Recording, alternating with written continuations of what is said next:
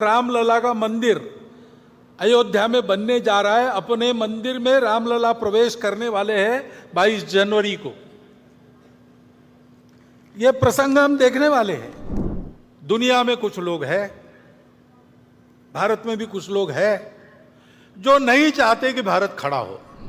दिमाग पर बर्फ रखकर उन्होंने काम किया है।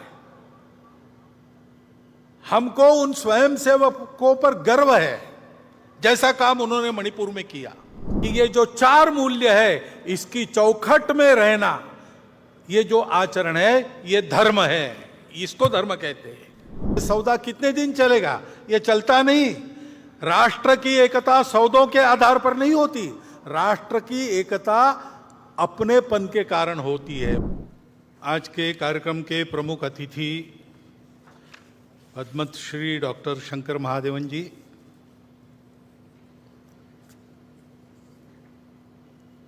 परम श्रद्धेय संतवृंद, माननीय सरकार्यवाह जी, विदर्भ प्रांत के माननीय संघ चालक जी, नागपुर महानगर के माननीय संघ चालक, माननीय सहसंघ चालक जी, उपस्थित अन्य अधिकारीगण, नागरिक सज्जन, माता भगिनी तथा आत्मीय स्वयंसेवक बंधु,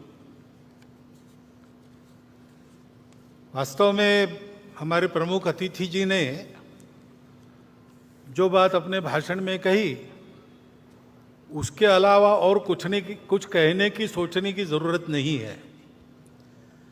वो अच्छे गायक भी है और अच्छे वक्ता भी है, ये आज पता चला है हमको। परंतु मुझे तो बोलना पड़ेगा। लिखित भाषण मेरा चला गया है मीडिया में, उसमें से बातें आएंगी, परंतु कुछ बातें आपके सामने यहां से रखना ये आवश्यक हो जाता है, इसलिए मैं रख रहा हूं। ये बात सही है और हम सब उसका अनुभव कर रहे हैं कि प्रतिवर्ष भारतीयों का गौरव दुनिया में बढ़ रहा है। दानवता पर मानवता की पूर्ण विजय का ये जो विजय पर्व अपना विजयादशमी है, इस वर्ष की विजयादशमी में भी हम ये अनुभव कर रहे हैं। ऐसा अनुभव देने वाले कई प्रसंग हमने अभी अभी अनुभूति में हमारे लाए हैं। जैसे G20 की परिषद यहां पर हुई, वो तो प्रतिवर्ष होती है, लेकिन यहां पर हुई, उसके एक विशेषता रही। उस परिषद में हमारे भारतीयों के आतिथ्य की बड़ी प्रशंसा हुई। उसका पहली बार उन्होंने अनुभव किया।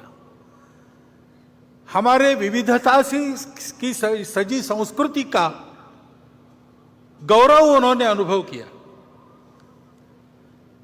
केवल भूतकाल की बात नहीं, हमारी वर्तमान की जो उमंग भरी उड़ान है, उसको भी उन्होंने प्रत्यक्ष देखा, दुनिया भर के देशों के लोगों ने।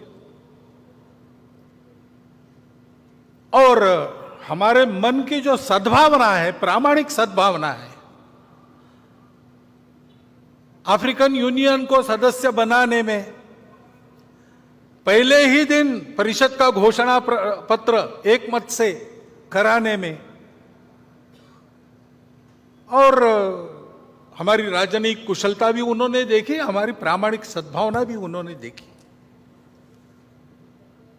विशेषकर आर्थिक विषयों पर केंद्रित जो परिषद होती थी, उसमें पहली बार वसुधैव कुटुंबकम की बात कही गई। महिलाओं के उन्नति की, महिलाओं के नेतृत्व की बात कही गई, और वो मानव केंद्रित बात हो गई। उसमें करुणा के ग्लोबलाइजेशन की बात भी यहां जो C20 हुआ था, वहां रखी गई थी। ऐसा एक प्रसंग हमको एक झलक देके गया कि हमारा स्थान आज दुनिया में क्या बना है। हमारे नेतृत्व के कारण भारत का एक विशिष्ट स्थान दुनिया के अग्रणी देशों में बन गया। इसको हमने अनुभव किया।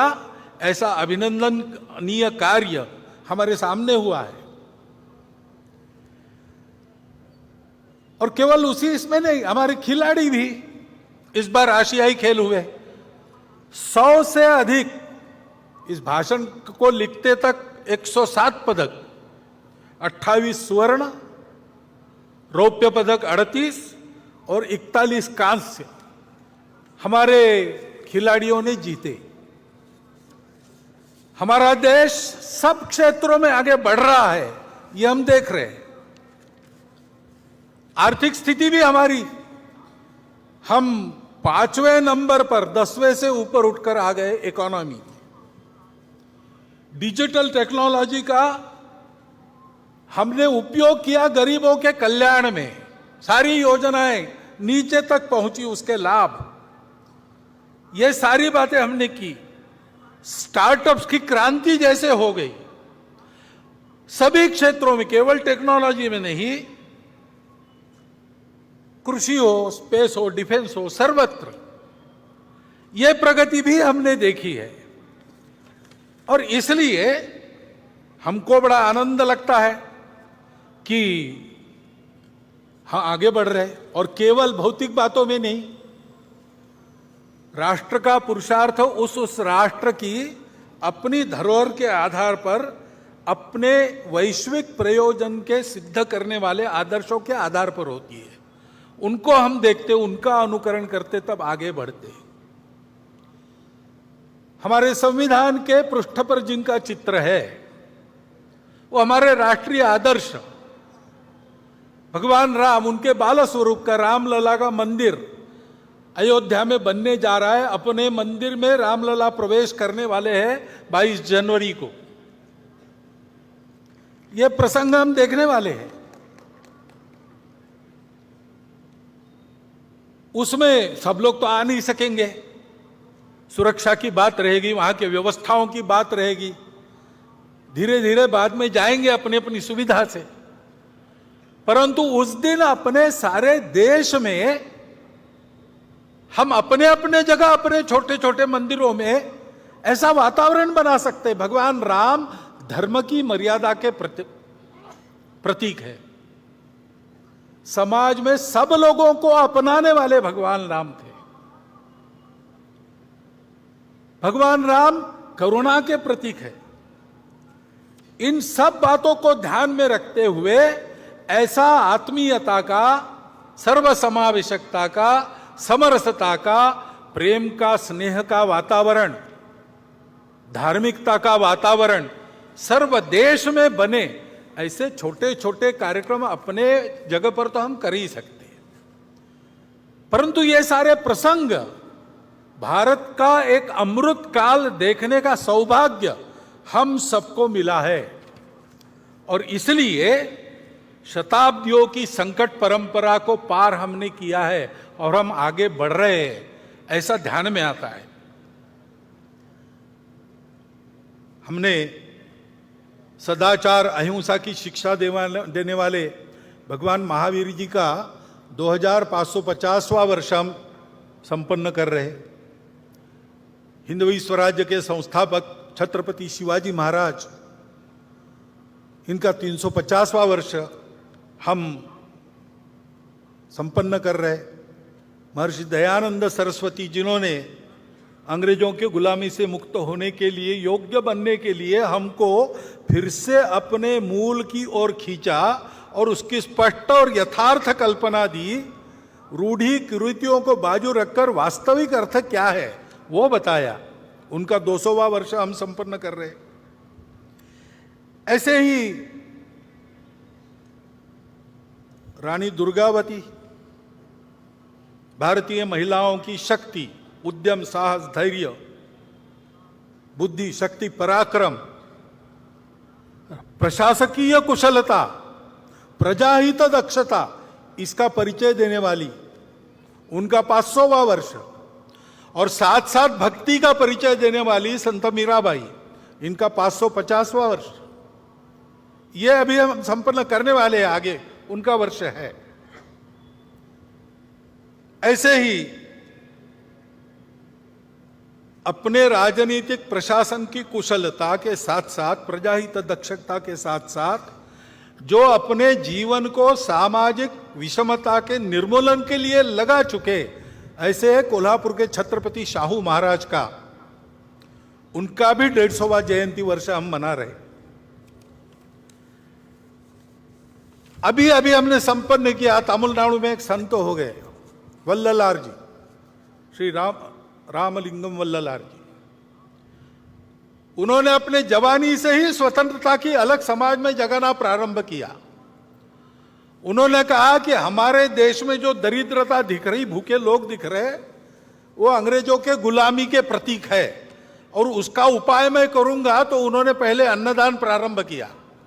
उस समय तमिलनाडु में जो चूल्हा उन्होंने अन्नदान के लिए जलाया, वो आज भी जल रहा है और वहां अन्नदान कार्यक्रम चल रहा है। आध्यात्मिक सांस्कृतिक जागृति के आधार पर सामाजिक समता और स्वतंत्रता का संदेश देने वाले वल्ललार जी की भी 200वां वर्ष अभी संपन्न हुआ, अक्टूबर में पूरा किया। इन सब महापुरुषों के द्वारा हमको ये संदेश मिलते हैं सामाजिक समरसता के, स्व के गौरव के, अपने परंपरा के, दुनिया को देने के लिए हमारे पास क्या क्या है उसके। जैसे हमारे प्रमुख अतिथि जी ने उल्लेख किया, हमारे हर बात में हमारा स्व है, संगीत में है, अन्न में है, सारी बातों में है। उसको दुनिया को देने का समय आ गया है और इसलिए उस स्व का गौरव धारण करके स्व के आधार पर देश का एक यशस्वी जीवन खड़ा करके बताना संपूर्ण दुनिया को, ये हमारा कर्तव्य बनता है। और उसके साथ साथ वो आज के विश्व की आवश्यकता भी है। आज का विश्व 2000 साल सुख की खोज में अनेक प्रकार के प्रयोग करके थक गया और वो कहता है कि हमको रास्ता चाहिए, क्योंकि विश्व में अनेक समस्याएं हैं जिनका हल उनको नहीं मिला। स्वार्थ और कट्टरपन के चलते कलह चलते हैं, उसका कोई हल नहीं दिख रहा। विश्व ने प्रयास किया सबको एक रंग में घोलने का, सब में यूनिफॉर्मिटी लाने का, एकरूपता लाने का। वो यशस्वी हो नहीं सकता, क्योंकि सृष्टि बनी है विविधता, वो विविध ही रहेगी। विविधता में एकता कैसे आएगी, उसका कोई आधार उनके पास नहीं है। और इसलिए स्वार्थ तो रहता ही है, कट्टरपन भी रहता है, उसको चलते एक उन्माद पैदा हो जाता है, अहंकार पैदा हो जाता है, उसके संघर्ष चल रहे। स्वार्थों के टकराव और अतिवादिता के कारण युद्ध चलते हैं, उसका कोई उपाय नजर नहीं आता। प्रकृति विरुद्ध जीवन शैली, जीवन में स्वैरता, अनिर्बंध उपभोग, आत्यंतिक व्यक्तिवाद, अमर्याद शोषण, अधूरी दृष्टि के कारण उपजने वाले ये सारे दोष है। उसके चलते जो समस्याएं पैदा हुई है पर्यावरण की वगैरह, विश्व को उसका रास्ता नहीं दिख रहा है और उसकी भी अपेक्षा है कि भारत रास्ता दिखाए। भारत को अपने देश में इन समस्याओं का निराकरण करके रास्ता दिखाना होगा। अपने देश में भी ये समस्याएं है, बड़ी बात नहीं। समस्या होना कोई गलत नहीं, जीवन में समस्या रहती है और हम आज दिखा रहे कि हम सामना करके उन समस्याओं का उपाय करेंगे। हमारे यहां भी रहती है समस्या, पर्यावरण की समस्या हम देखते हैं, संकट हम पर भी है। अभी हिमालय क्षेत्र में जोशीमठ में घटनाएं हुई, हिमाचल प्रदेश में घर धंसने लगे, उत्तराखंड में हुआ। पूरे हिमाचल क्षेत्र में ये जो प्रकृति का प्रकोप दिखता है, चर्चा करते लोग कि क्या होगा, यहां भी गड़बड़ हुई तो कैसे होगा, कोई बड़ा संकट आने वाला है क्या? आने वाला होगा तो होगा, लेकिन डरने की क्या बात है, उसका उपाय करने की बात है। महत्वपूर्ण क्षेत्र है, हमारी उत्तर सीमा इस क्षेत्र से बनती है। हमको सीमा सुरक्षा का भी विचार करना पड़ेगा। इस क्षेत्र में उत्तर भारत की सारी बड़ी नदियां जल लाती है, चीन को भी जल ले जाती है, दक्षिण पूर्व एशिया को भी जल ले जाती है। इस क्षेत्र का खराब होना, इसका मतलब हमारी जल व्यवस्था का खराब होना होता है। तो जल सुरक्षा का भी विचार करना पड़ेगा, पर्यावरणीय स्वास्थ्य का भी विचार करना पड़ेगा। उत्तर को हिमालय की दीवार खड़ी है, इसलिए हमारे यहां 6 ऋतु चलते हैं। वर्षा होती है मौसमी हवाओं के कारण, वो हवाएं वहां टकराती है, फिर से भारत में वापस आती है। जाते समय आते समय वर्षा होती है। इसमें अगर बदल हुआ तो पर्यावरण का संकट भी है। और इसलिए दक्षिण पूर्व एशिया की दृष्टि से, भारत की सुरक्षा की दृष्टि से उस क्षेत्र में चीन दस्तक दे रहा है। जल सुरक्षा, पर्यावरणीय सुरक्षा, सीमा की सुरक्षा, कुल मिलाकर अपने देश के स्वास्थ्य के लिए उस हिमालय क्षेत्र का एक क्षेत्र के नाते अलग सा विचार करते हुए इसको कैसे करना, इसको हमको तय करना पड़ेगा। ये तो एक क्षेत्र विशेष की समस्या हो गई, परंतु कुल मिलाकर ही हम अगर देश की स्थिति देखते हैं तो देश आगे बढ़ रहा है, आत्मविश्वास बढ़ रहा है, आगे जाना है। लेकिन आगे जाते समय दुनिया को नया रास्ता दिखाना है अपने स्व के आधार पर।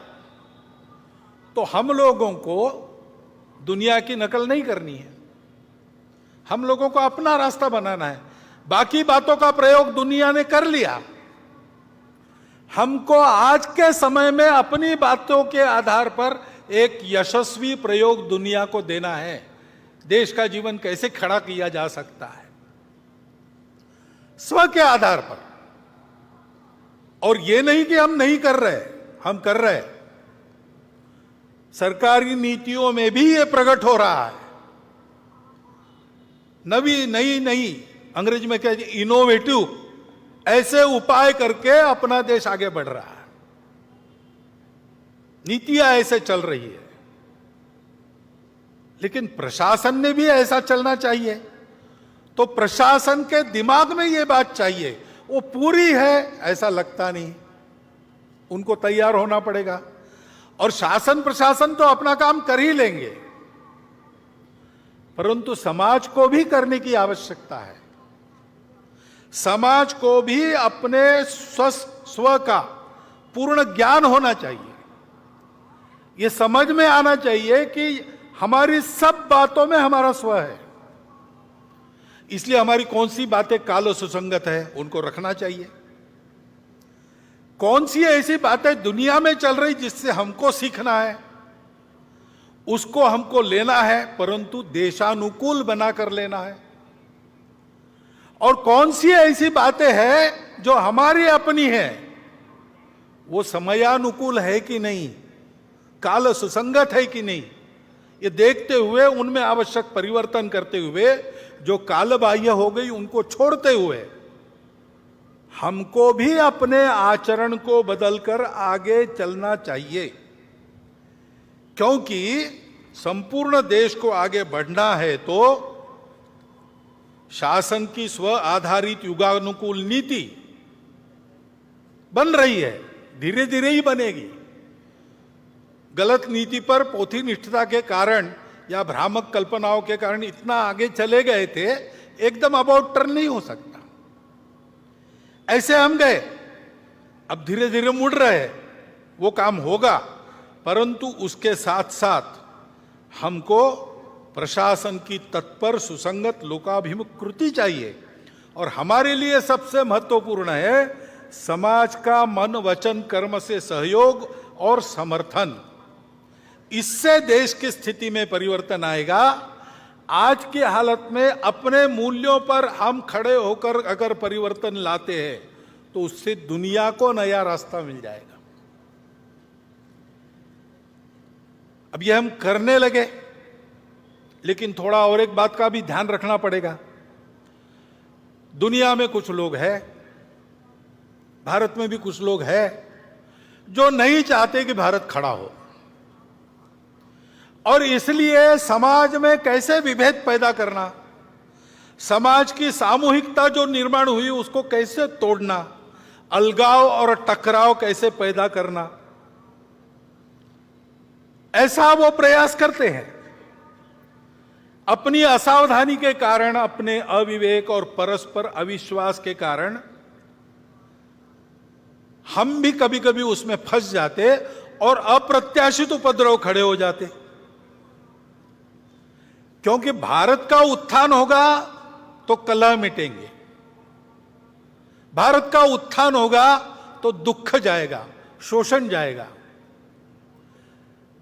इनके आधार पर अपने स्वार्थ का धंधा करने वाली दुनिया की और अंदर की जो ताकतें हैं, भारत बड़ा होने से उन पर मर्यादा आएगी। वो अपने खेल नहीं खेल सकेंगे, इसलिए इनका निरंतर विरोध चलता है। विरोध करने के लिए किसी विचारधारा का आवरण ये लोग ओढ़ लेते हैं, बड़ी चिकनी चुपड़ी बातें करते हैं, कोई बड़ा उद्देश्य, मन लुभावन उद्देश्य ऐसा घोषित करते कि हम इसके लिए काम कर रहे हैं, लेकिन उनका उद्देश्य दूसरा ही रहता है, अपना उल्लू सीधा करने का रहता है। और कोई भी हो, किसी भी विचारधारा का हो, वो खाटी संघ वाला हो या कम्युनिस्ट हो, अगर वो प्रामाणिक है, निस्वार्थ बुद्धि से काम कर रहा है, तो उनके लिए वो बाधा ही बनता है। ये जानकर ऐसे सब लोगों का वो विरोध करते हैं। अभी एक नया नाम उनका चलता है दुनिया में, कल्चरल मार्क्सिस्ट या वोक, यानी जगे हुए, वोकिज्म, ऐसे शब्द चलते हैं। नाम तो मार्क्स का लेते हैं, लेकिन 1920 में ही उन्होंने समझा कि मार्क्स ने जो भविष्यवाणी की वैसा होने वाला नहीं है, तो वैसा होने के नाम पर हमारे हाथ में पूरी दुनिया की पकड़ आ जाए, इसलिए तब से ही उन्होंने अपना उद्योग प्रारंभ किया है। इसलिए उसी समय उन्होंने मार्क्स की बातों को भुला दिया और आगे बढ़ रहे। और आजकल वो जो कहते हैं और बोलते और बताते हैं, विश्व की सारी सुव्यवस्था का उनका विरोध है। विश्व में मांगल्य का, संस्कार का, संयम का उनका विरोध है। अनिर्बंध स्वैराचार का वो पुरस्कार करते हैं। ये पुरस्कार सहज हो जाए, जोर से हो जाए, इसलिए माध्यमों को और अकादमियों में अपना वर्चस्व स्थापित कर उनका उपयोग करते हैं। देश की शिक्षा को भ्रष्ट करते हैं, देश के संस्कार को भ्रष्ट करते हैं, राजनीति, सामाजिक वातावरण, इन सबको भ्रम और भ्रष्टता का शिकार बनाते हैं। असत्य, विपर्यस्त और अतिरंजित वृत्त के द्वारा ये भ्रम और द्वेष फैलाना, भय फैलाना आसान हो जाता है। उसके चलते जो झगड़े बनते हैं, उन झगड़ों में उलझाकर समाज को अपनी पकड़ में लाना, अपनी अधिसत्ता में फांसना, ये वो करते हैं। किसी भी राष्ट्र की जनता में ऐसी अनास्था, दिग्भ्रम, परस्पर द्वेष उत्पन्न करने वाली ये जो प्रणाली है ना, अपने यहां चाणक्य नीति में उसका नाम है मंत्र विप्लव। विष से एक आदमी मरता है, बाणों से एक को ही मार सकते हैं, लेकिन मंत्र विप्लव से प्रजा सहित राजा का नाश होता है, ऐसी उक्ति है। ये इन लोगों से हमको ध्यान रखना पड़ेगा, बचना पड़ेगा।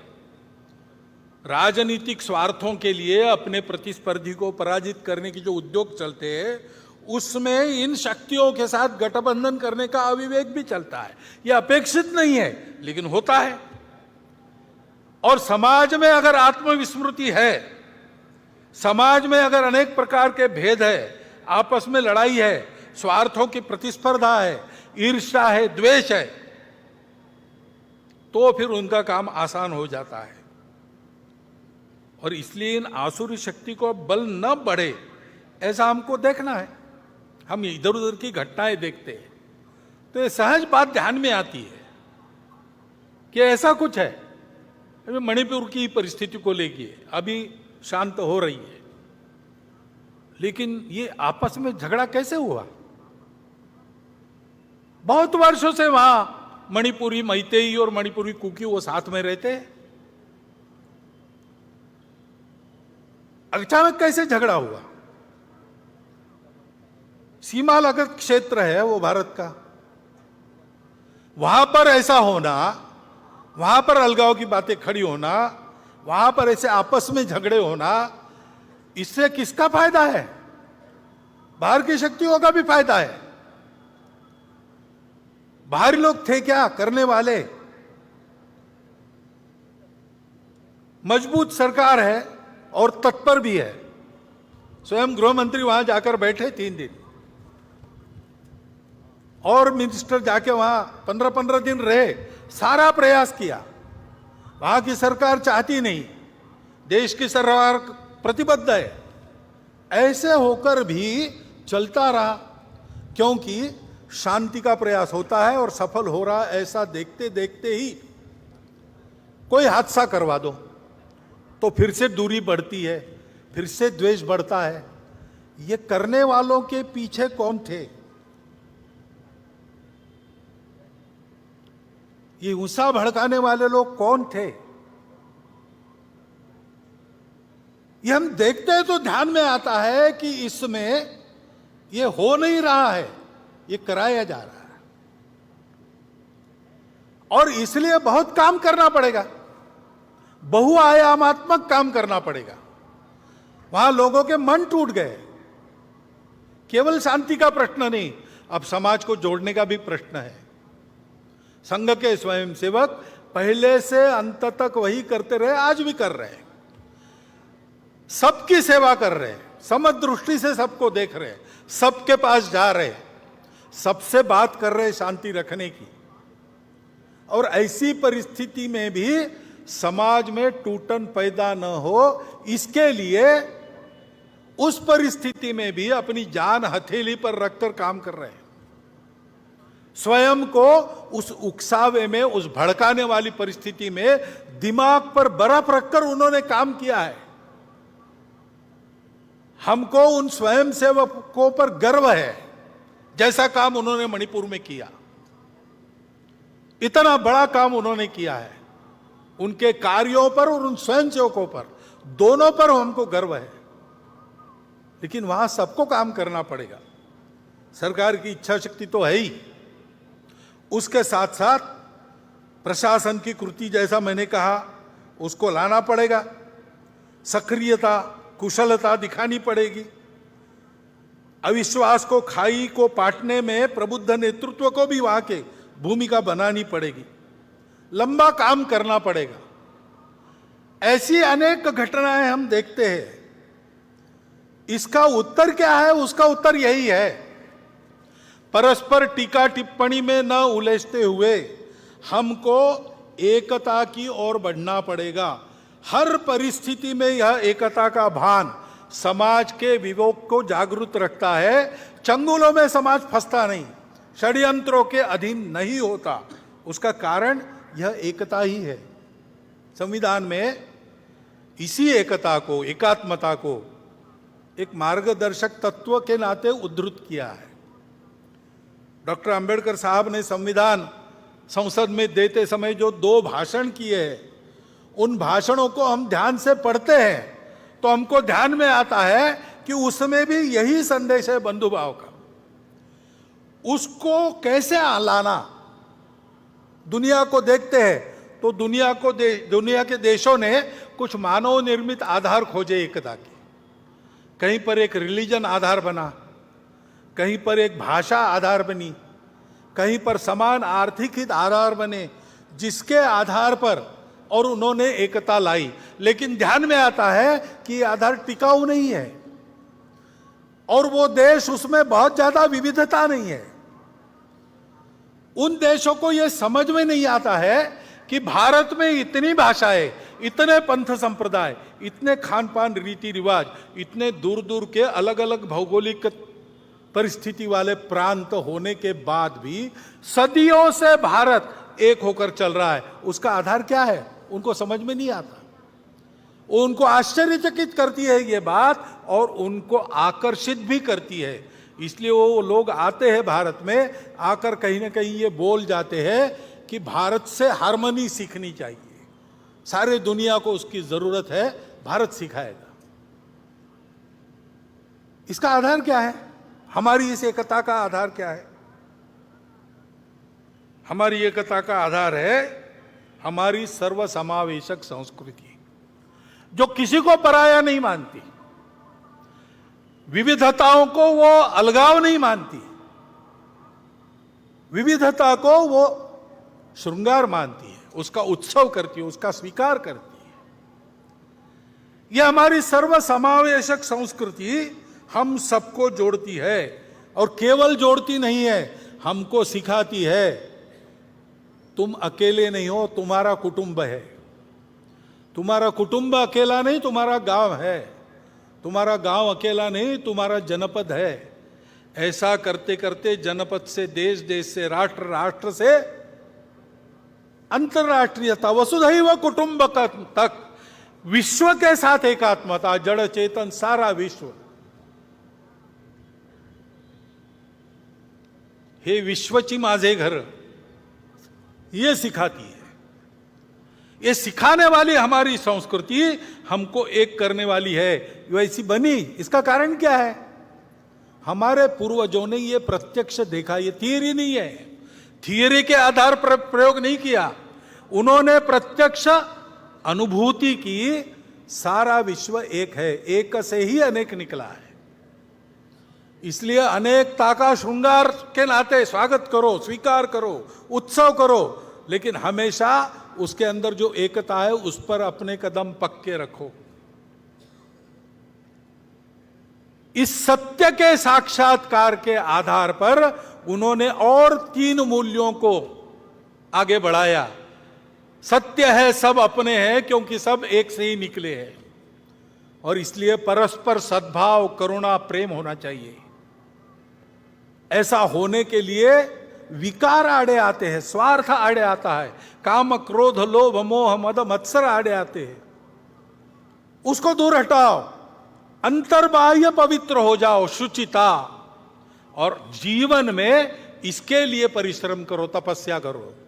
तपस्या अपना केवल पेट भरे या मैं उपभोग करूं, इसके लिए नहीं है। जीवन है मेरे सुख से दूसरों का सुख बढ़े, दूसरों का सुख बढ़ाने के लिए मेरा सुख काम आ जाए। इस तपस्या का संदेश दिया। उन्होंने कहा कि ये जो 4 मूल्य है, इसकी चौखट में रहना, ये जो आचरण है, ये धर्म है। इसको धर्म कहते हैं। सत्य, करुणा, तपस और शुचिता। इस धर्म के आधार पर जो आचरण करना है, वो तो बुद्धि से नहीं होता, वो आदत से होता है। और इसलिए आदत बनाने वाले संस्कार जिसमें है, ऐसी जीवन पद्धति दी, उससे हमारा स्वभाव बना। पीढ़ी दर पीढ़ी छोटी छोटी कृतियों में से उस आदत का हम अभ्यास करते हैं और एक स्वभाव वाले बनते हैं। वो हमारी संस्कृति है। उत्तर से दक्षिण, पूरब से पश्चिम, अखंड भारत में, जो अखंड भारत था, उसमें आज भी कहीं भी जाओ, एक आपको रीति मिलेगी। दुकान में जाएंगे, आप कुछ खरीदेंगे तो ऊपर से मुट्ठी भर वैसे ही डाल देंगे। चावल खरीदा 1 किलो, 1 चिमटी और डाल देगा।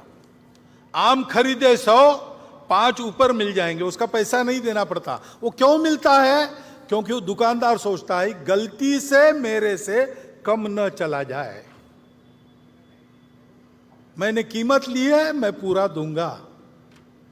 ये चलता है, केवल भारत में चलता है, अखंड भारत के क्षेत्र में। कहां है? किसी ग्रंथ में लिखा है? इस विषय को लेकर प्रवचन होते हैं?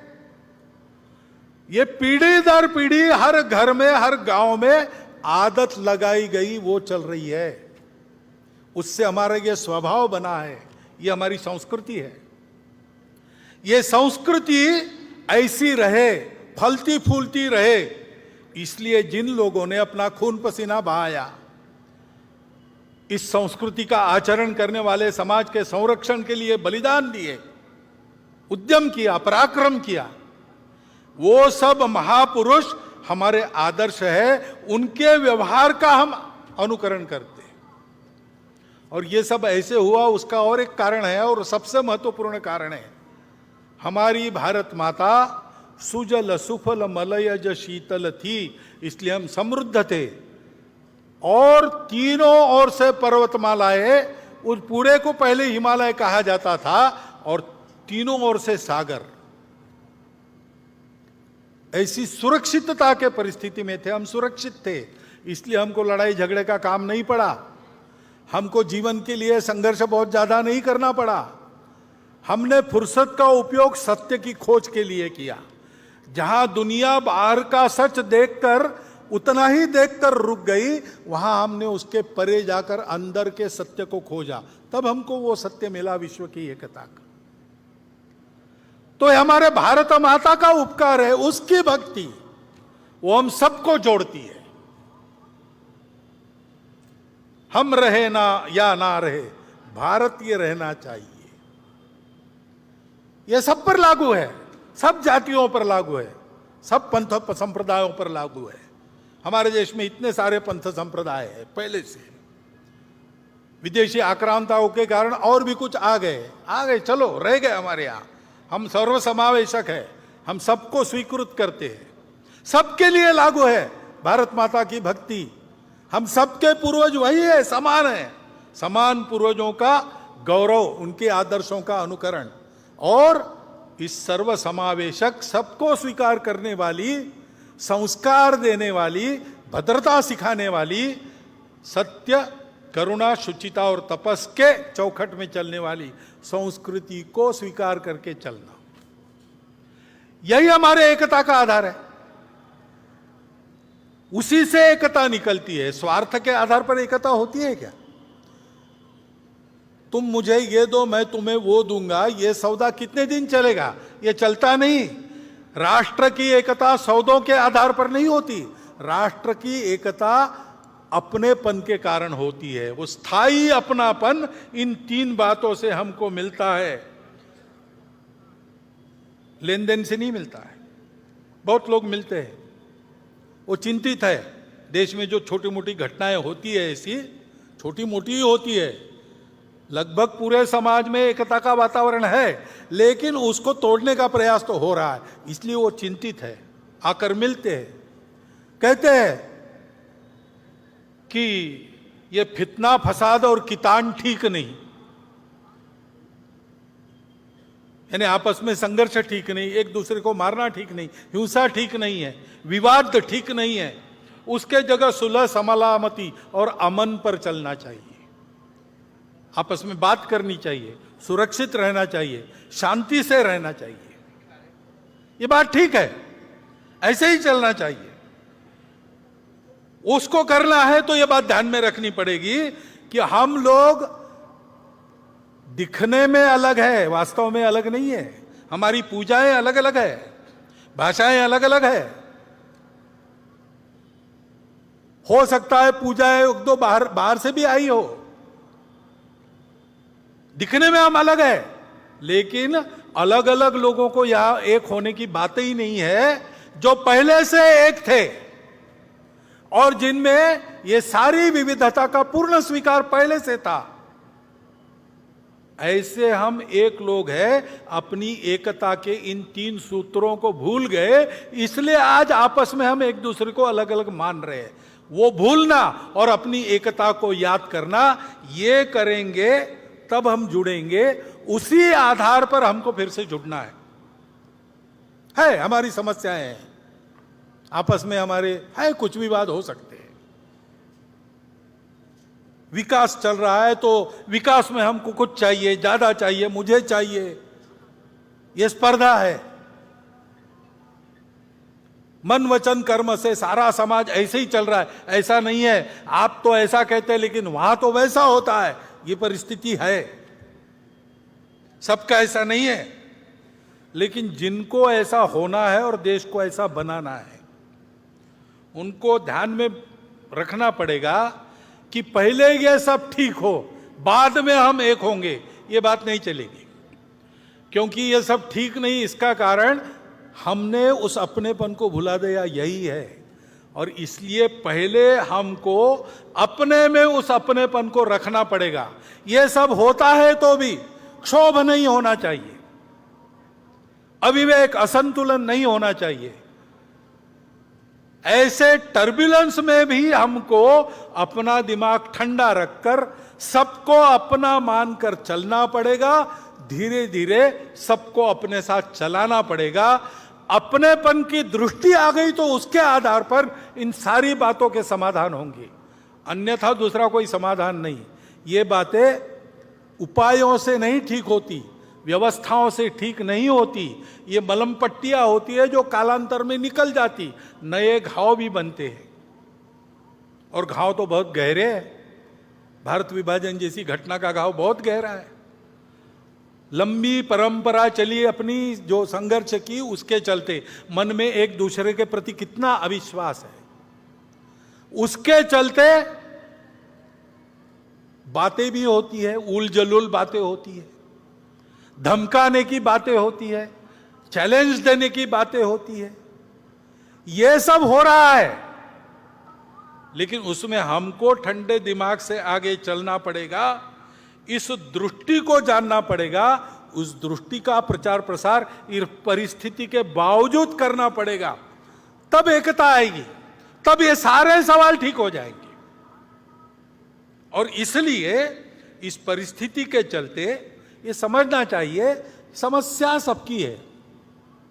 कौन विकास नहीं चाहता और किसकी दौड़ नहीं है अपने विकास के लिए।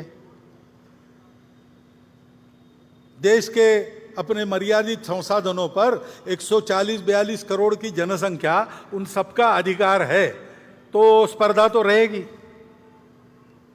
तो हमको मिला, उनको नहीं मिला, मुझे नहीं मिला, उसको मिला, ये समस्याएं सबकी समस्याएं हैं। सबको जल्दी है सब ठीक हो, परंतु ये सारी समस्या है, उनके कारण हम पर अन्याय हो रहा है, हमको अलग किया जा रहा है। ये विक्टिमहुड की मानसिकता है, उसके अधीन होने से काम नहीं चलेगा। कोई विक्टिम नहीं है, एक परिस्थिति है जिसमें से हमको गुजर के सबका भला करना है। हमारा भी हो, सबका हो, सबके साथ हम हैं। पूरा समाज ठीक होगा, हम भी ठीक हो जाएंगे उसके साथ। मैं ठीक होऊंगा और बाकी समाज वैसे ही रहेगा, ये चलेगा नहीं। ये समझ के चलना पड़ेगा। एक दूसरे के प्रति जो अविश्वास है उससे बाहर आकर चलना पड़ेगा। और ध्यान में रखना पड़ेगा कि राजनीति अपने देश में स्पर्धा पर चलती है। स्पर्धा में अनुयायी अपने पीछे ज्यादा खड़े हो, इसलिए समाज को बांटना ये दुर्भाग्य से रीति बन गई। और इसलिए राजनीति से इन प्रश्नों का हल नहीं निकलेगा। राजनीतिक वर्चस्व कमाकर हम इसको ठीक करेंगे, ये बात बेकार है। हमारी लोकशाही है, प्रजातंत्र है, इसमें सब लोग समान हैं, कोई ऊपर नीचे नहीं है।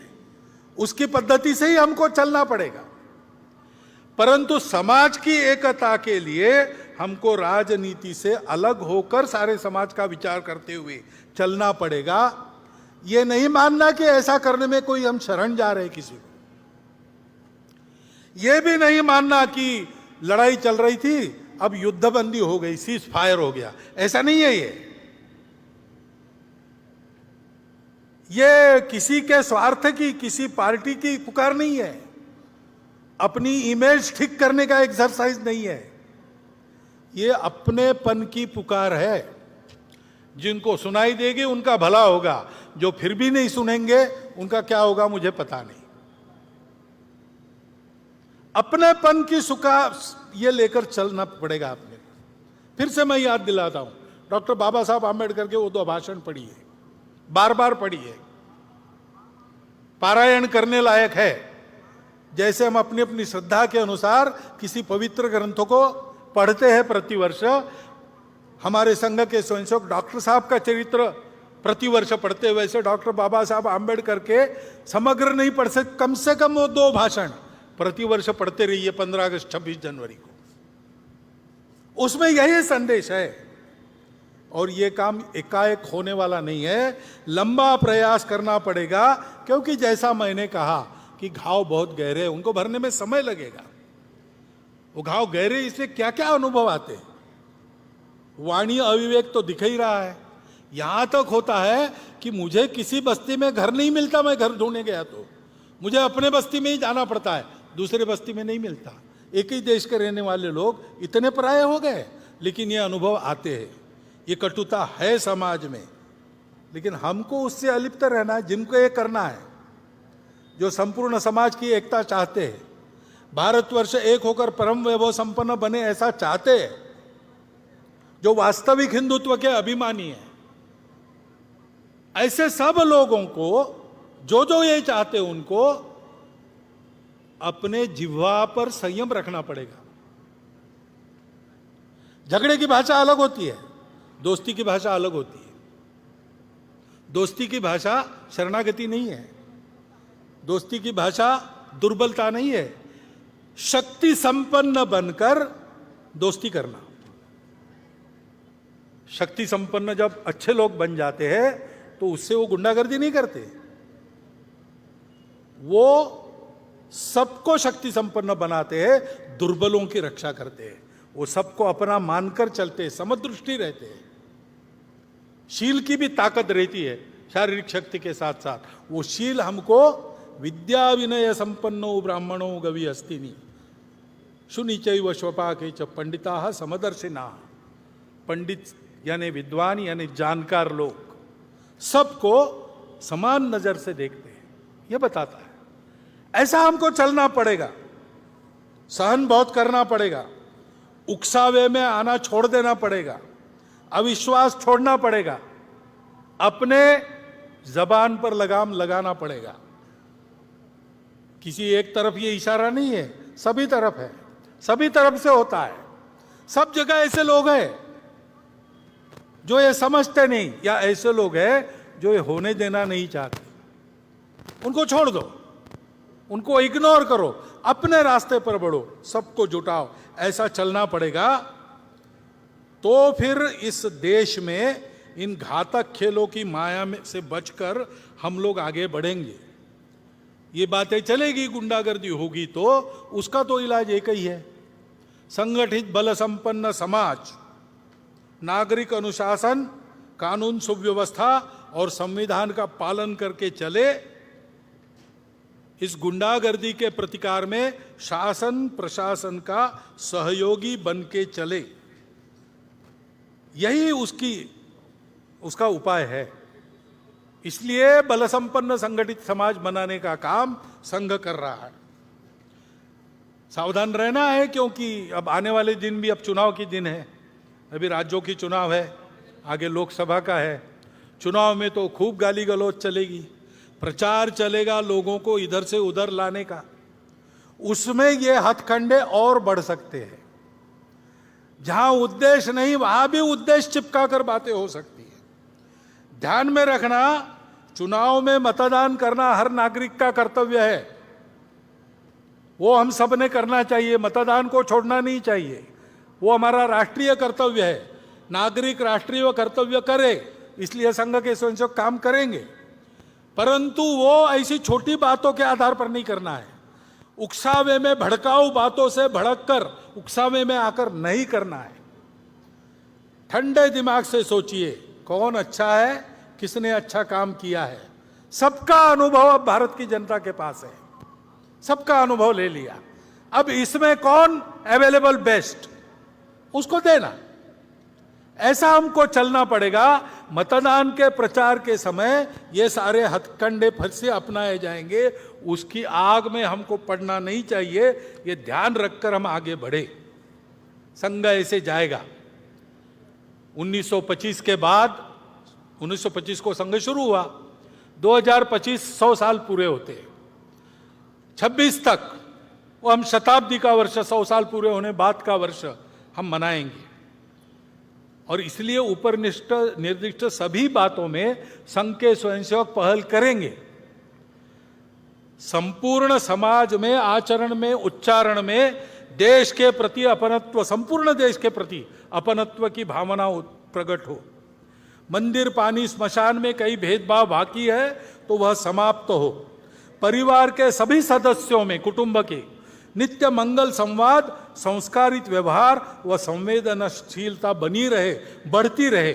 उनके द्वारा समाज की सेवा होती रहे। सृष्टि के साथ संबंधों का आचरण अपने घर से पानी बचाकर, प्लास्टिक हटाकर और घर आंगन में और देश में हरियाली बढ़ाकर हो। स्वदेशी के आचरण से देश का भला होता है, देश आत्मनिर्भर होता है। आत्मनिर्भरता का कई प्रकार का प्रयास सरकार के द्वारा हो रहा है।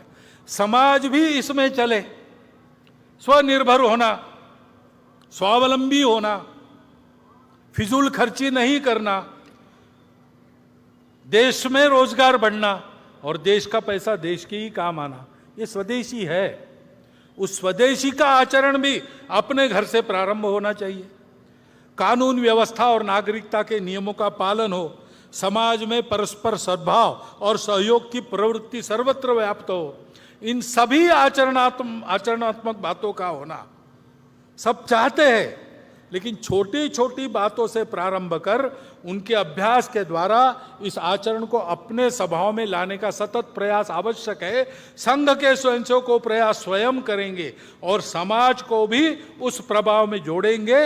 अभावग्रस्त बंधुओं की सेवा, समाज की आपत्तियों में सेवा संघ के स्वयंसेवक नित्य करते रहे, आगे भी करते रहेंगे, लेकिन इस पर संघ के स्वयंसेवक आगे लगेंगे, उसकी तैयारियां उन्होंने प्रारंभ कर दी है।